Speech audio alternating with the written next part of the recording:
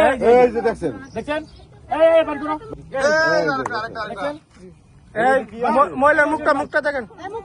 সেটা বুঝলাম এর মধ্যে কি আছে বুড়ি হ্যাঁ বুড়ি কত দোকান সব বলতে পারবা কত দোকান সব এই নিকারা দাও দেখছেন বন্ধু হয়ে গেছে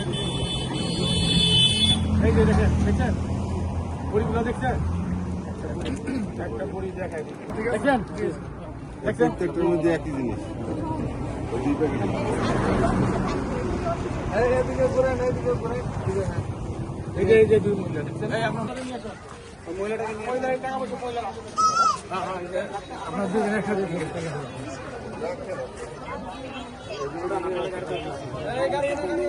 Come on.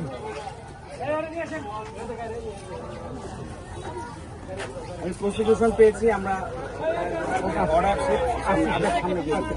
প্রেসিডেন্ট মহোদয় জনাব এইচ.এম. আজিমুল হকের নেতৃত্বে মাদকদ্রব্য নিয়ন্ত্রণ অধিদপ্তর ও বাংলাদেশ পুলিশের সমন্বয়ে একটি টাস্কফোর্স গঠন করে আমরা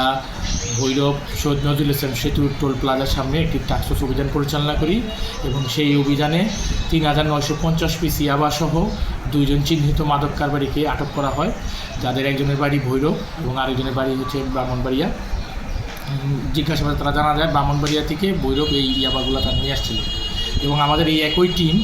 ভৈরব পঞ্চবটি এলাকায় মাদক বিরোধী অভিযান পরিচালনা করে ওখানে চিহ্নিত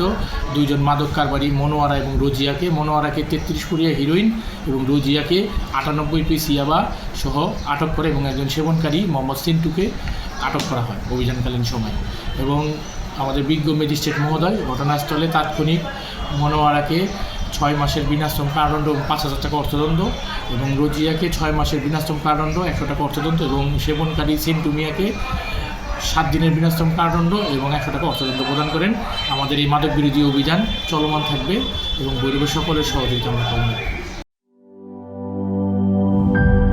গ্লিটারের টুইন লেমন ও অ্যান্টিব্যাকটেরিয়াল ফর্মুলা বাসনকে চকচকে জীবাণুমুক্ত করে আমাদের দেয় গ্লিটার গ্যারান্টি।